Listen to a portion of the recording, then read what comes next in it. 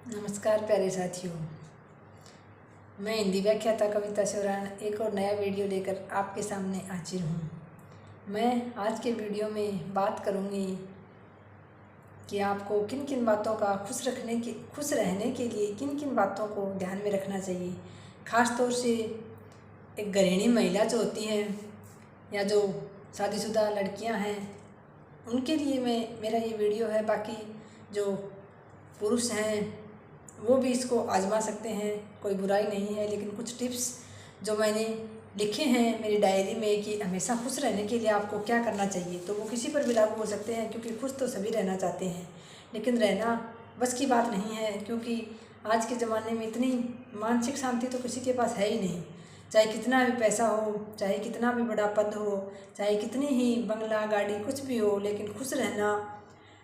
खुशी को व्यक्ति फिर भी ढूंढता ही रहता है कि किस चीज़ से मुझे खुशी मिले, कब मेरा मन खुश हो। क्योंकि पता नहीं क्यों कैसी हवा बह रही है कि हर व्यक्ति के अंदर एक उदासी सी है और वो हमेशा खुश रहना चाहता है पर रह नहीं पाता। इसी पर मैंने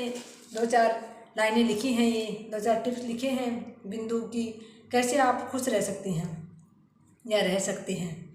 जैसे कि कुछ खास बातें जो आपको ध्यान में रखनी चाहिए। एक तो कभी भी तुलना ना करें, चाहे खुद की लगा लें कि अगर आप घर में काम कर रही हैं, नौकरी नहीं लगी हुई है, तो अपनी तुलना ना करें कि फलां लड़की या फलां मेरी देवरानी जेठानी नौकरी लगी हुई है, या फिर लड़का है तो वो कि फलां मेरा रिश्तेदार या मेरे चाचा या ताऊ का लड़का नौकरी लगा हुआ है। तो कभी भी तुलना ना करें। आपके पास जो है ये सोचें कि उसका बहुत सारे लोग सपना देखते हैं आज भी, तो अपने पास जो है उसकी कदर करें, तुलना ना करें किसी से भी। ख़ास तौर से अगर बात करूं तो जो महिलाएं होती हैं वो जल्दी, जैसे किसी दूसरे की कपड़े किसी ने अच्छे पहन रखे हैं तो कि उसने इतने अच्छे कपड़े पहन रखे हैं, भले ही उसने अच्छे खुद नहीं पहन रखे हों, लेकिन खुद की तरफ ध्यान नहीं जाता, दूसरे के कपड़ों पर ध्यान जाता है। दूसरे के बच्चों को कि उसके बच्चे कितने अच्छे हैं, कहना मानते हैं, अच्छे पढ़ते हैं। या फिर सास है, पतिदेव है कि उसका पति कितना अच्छा है, उसकी कितनी तारीफ़ करता है, उसका कितना ध्यान रखता है, उसकी सास कितनी अच्छी है, अपनी बहू के हर काम में हाथ बटाती है, उसकी प्रशंसा करती है। तो दूसरे में हर गुण, वो हमारे देसी कहावत है ना कि दूसरे की थाली में घी ज़्यादा लगता है। तो आप सोच के देखिए, जिन व्यक्तियों को देखकर आप दुखी हो रहे हैं, जिनके पास ये सब है, तो उनके लिए आप भी तो दूसरे व्यक्ति हैं ना, तो वो ज़रूर आपको देखकर कहीं ना कहीं सोच रहे होंगे कि आपके पास, आप खुश हैं, आपके पास ये चीज़ें हैं। तो कभी भी आप ये सोच के देखिए, अगर कोई एक पोस्ट कर देता है फेसबुक पर, इंस्टाग्राम पर, कोई सास या बहू अपनी कोई वीडियो बनाकर डाल देती है, पति पत्नी कोई एक वीडियो बनाकर डाल देता है, तो फिर आपको लगता है कि देखो इनमें कितना प्रेम है, ये कितना एक दूसरे का सम्मान करते हैं, कितने खुश हैं। लेकिन आप सोचिए, उन्होंने सारा दिन आपस में उनकी लड़ाई भी हुई होगी, किसी ना किसी बात पर, किसी बात को लेकर झगड़ा भी हुआ होगा, लेकिन पूरी 24 घंटे में से कोई 2-4 पल खुशी के थे, उसमें उन्होंने एक फ़ोटो क्लिक कर ली, एक वीडियो बना लिया और वो उन्होंने डाल दिया इंस्टा पर या फेसबुक पर, और वो बहुत सारे लोगों के लिए अशांति का कारण बन जाता है। तो वो इतनी सारी फ़ोटो क्लिक की और इतने सारे पूरे 24 घंटे में लड़ाई झगड़ा हुआ, उसको छोड़कर जो 2-4 पल खुशी के मिले उनको उन्होंने पोस्ट पे डाल दिया, तो आपको लगता है कि हाँ, ये लोग तो सारा दिन ऐसे ही खुश रहते हैं, ऐसे ही एक दूसरे का सम्मान करते हैं। तो ये बात बिल्कुल भी ना सोचें, क्योंकि जहाँ 2 व्यक्ति होंगे, कोई भी हो, चाहे वो पति पत्नी हो, सास बहू हो, देवरानी जेठानी हो, हर जगह विचारों का टकराव चलता है। कोई किसी के अनुसार नहीं ढल सकता, ना ही कोई अपने अनुसार किसी को ढाल सकता है। तो कभी भी किसी से तुलना ना करें, किसी भी चीज़ को देखकर ये सोचें कि हाँ, मेरे पास जितना है वो ठीक है, पर्याप्त है। उसके बाद दूसरी है, अपने घर की बात किसी के साथ शेयर ना करें। जैसे आप कहीं बाहर नौकरी करने जाती हैं या फिर कहीं आप बाहर बच्चों को लेने स्कूल जाती हैं, कहीं भी जाती हैं, तो अपने घर की बात किसी के साथ शेयर ना करें, चाहे वो सास बहू के बीच की बात हो, पति पत्नी के बीच की बात हो, आपके बच्चों की बात हो। कई महिलाओं की आदत होती है कि हर जगह वो कुछ ना कुछ बताती हुई चलती हैं, तो कभी भी अपनी बात शेयर ना करें। ख़ास तौर पे सबकी नहीं कहती, लेकिन बहुत सारी लड़कियां ऐसी होती हैं जो शादीशुदा हैं और छोटी से छोटी बात, घर में पति के साथ कुछ कहासुनी हो गई, सास के साथ हो गई, तुरंत अपने माँ के फ़ोन करके अपनी माँ को बता देती हैं। फिर माँ को क्या लगता है, कुछ तो थोड़ी सी तो बात होती है, थोड़ी सी वो बेटी जो है बताने वाली, वो उसमें कुछ ऐड कर लेती है थोड़ा बहुत, और फिर कुछ ऐड उसकी माँ कर लेती है अपने आप मन के अनुसार। मैं ये नहीं कहती कि कोई भी माँ अपनी बेटी का घर उजाड़ कर खुश है, क्योंकि कई लोग इस पॉइंट को नेगेटिव भी ले सकते हैं, कहेंगे कि कौन बेटी ऐसी होगी, कौन माँ ऐसी होगी जो अपनी बेटी का घर उजाड़ कर खुश होगी। कोई माँ ऐसी नहीं होती। हर माँ ये चाहती है कि मेरी बेटी की मैंने शादी कर दी, वो अपने ससुराल में खुश रहे हमेशा और वो आबाद रहे। तो लेकिन फिर भी छोटी छोटी बातें हैं जो उस समय भावनाओं में बहकर ध्यान में नहीं रहती, उसी छोटी सी बात को हम बतंगड़ बना लेते हैं और फिर आगे पहुँचते पहुँचते फिर वो आपकी मम्मी है वो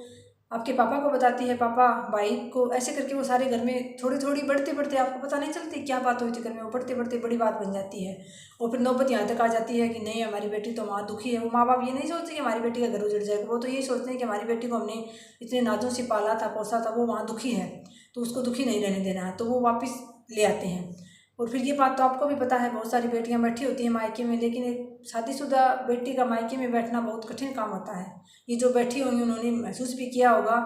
तो आपको भी पता है विचार किसी के नहीं मिलते, घर में कुछ भी कहासुनी हो गई है तो किसी के साथ शेयर ना करें, खासतौर पर अपने मम्मी पापा के साथ शेयर ना करें, क्योंकि उनको एक तो दुख होगा, छोटी सी बात होगी लेकिन फिर भी उनको लगेगा कि पता नहीं हमारी बेटी को तो क्या क्या कहते हैं और क्या क्या उसके साथ होता है। एक तो उनको टेंशन होती है, ऊपर से फिर कोई ना कोई, जैसे कि मैंने उदाहरण देके बताया, कोई ना कोई बड़ा बवाल भी खड़ा हो सकता है इस बात पर। तो थोड़ा बहुत एडजस्टमेंट होने की आप भी कोशिश करेंगे, ना सोचें कि जैसे आपके मम्मी पापा के घर में आपकी चलती थी, आपके अनुसार सब कुछ होता था, वैसा ही ससुराल में भी होता रहेगा। कहीं आपने रील देखी होगी, कोई नाटक देखा होगा कि उसमें तो पत्नी की बहू की इतनी इज्जत होती है, इतनी प्यार से रखते हैं, तो वो रियल लाइफ होती है और रियल लाइफ में बहुत अंतर होता है। आपको रियल लाइफ के अनुसार चलना है तो थोड़ा बहुत एडजस्टमेंट करना पड़ेगा। सारे सब आपके अनुकूल नहीं हो सकते और सबके अनुकूल आप भी नहीं हो सकती। कुछ आप एडजस्टमेंट करें, कुछ अगले एडजस्टमेंट करेंगे तो ज़िंदगी बहुत खुशहाल चलेगी। तो दूसरी बात यह है कि अपने घर की बात किसी के साथ शेयर ना करें। फिर तीसरा पॉइंट है, किसी से ज़्यादा लगाव या अपेक्षा ना रखें। हमारे दुखों का कारण होता है हम किसी से बहुत ज़्यादा उम्मीद कर लेते हैं, अपेक्षा कर लेते हैं, या फिर किसी से लगाव कर लेते हैं तो हम उससे एक पल भी दूर नहीं होना चाहते। ऐसे बहुत सारे पल होते हैं, तो आप उन किसी से भी हद से ज़्यादा लगाव या अपेक्षा ना करें। उसके बाद है महिलाओं के लिए ख़ास तौर से, या जो आपको अच्छा लगे वो ज़रूर करें। जैसे दिन में कभी आप अकेली हैं तो कोई गाना गुनगुना लिया, आपका डांस करने का मन किया तो अपने फ़ोन में कोई गाना लगाकर डांस कर लिया, कोई आपका और शौक़ है कुछ बनाने का, सजने संवरने का आपको शौक़ है तो आप सज ली, कोई आप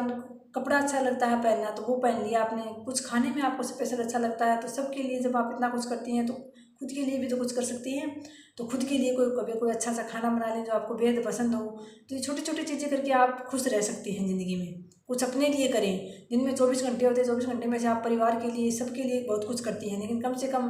घंटा आध घंटा उस 24 घंटे में से अपने लिए भी निकालें और अपने मन की करें, तब आप ज़रूर खुश रह पाएंगे। खुशी के कुछ पल होते हैं वो किसी को बताए नहीं जाते, किसी के साथ शेयर नहीं किए जाते, पर अपने में ही खुश रहें अपने मन की करके। उसके बाद जो भी जैसा भी है उसके साथ आप समन्वय करके चलें, क्योंकि आप किसी को बदल नहीं सकती, आप भी किसी के अनुसार बिल्कुल नहीं बदल सकती, लेकिन जो जैसा है उसके साथ आप समन्वय करने की कोशिश करें कि हाँ ठीक है ये ऐसा ही है। कोई व्यक्ति है ऐसा चिड़चिड़ा या गुस्से, तो उसको सोचें कि पता नहीं इसको क्या कुछ परेशानी है, इसकी आदत है ऐसी ही, आप उसके अनुसार आप उसको समन्वय करने की कोशिश करें, क्योंकि सब कुछ हमारे अनुसार हमें कभी नहीं मिलता है। उसके बाद चेहरे पर बहुत सारा मेकअप लपेटने की बजाय प्यारी सी एक मुस्कान रखें हमेशा,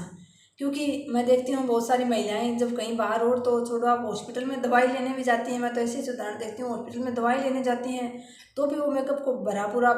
मुँह एकदम मेकअप में बना के अच्छा सा मेकअप करके फिर जाती हैं। मैं तो ये समझ में नहीं आता, जब तकलीफ होती है तो मेकअप कहाँ सूझता है, लेकिन फिर भी मैंने देखा है, चलो कोई बात नहीं, वो अपना शौक़ होता है उनका, वो बाहर निकलती हैं तो उनको अच्छा लगता है कि मैं मेकअप करके जाऊँ, इसमें कोई बुराई नहीं है, इसमें उनको खुशी मिलती है तो वो ज़रूर करें। लेकिन मेकअप के साथ साथ जैसे कई महिलाएं मेकअप तो इतना सुंदर कर लेती हैं लेकिन उस पर मुँह इतना बुरा सा बना लेती हैं, तो मेकअप करें ना करें लेकिन अपने चेहरे पर हमेशा एक प्यारी सी स्माइल ज़रूर रखें, एक मुस्कुराहट ज़रूर रखें।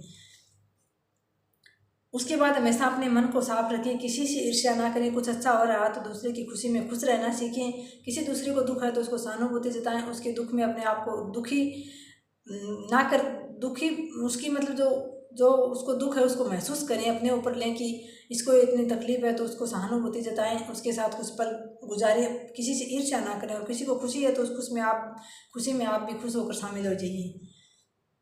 क्योंकि सबकी खुशी में ही खुश रहना व्यक्ति का एक बहुत बड़ा गुण होता है। और एक अहम ना पालें कि मैं ही सब कुछ हूँ या मैं ही इस घर को ऐसे कर रही हूँ वैसे कर रही हूँ, क्योंकि करने कराने वाले हम कोई नहीं होते, करने वाला ऊपर बैठा है, सबका दाता एक, वो कर रहा है, इसलिए कभी भी अपने मन में अहम ना पालें। तो ये थे कुछ 9-10 पॉइंट जो कोई भी व्यक्ति अपने जीवन में इनको लागू करके खुश रह सकता है। धन्यवाद। जय हिंद, जय भारत।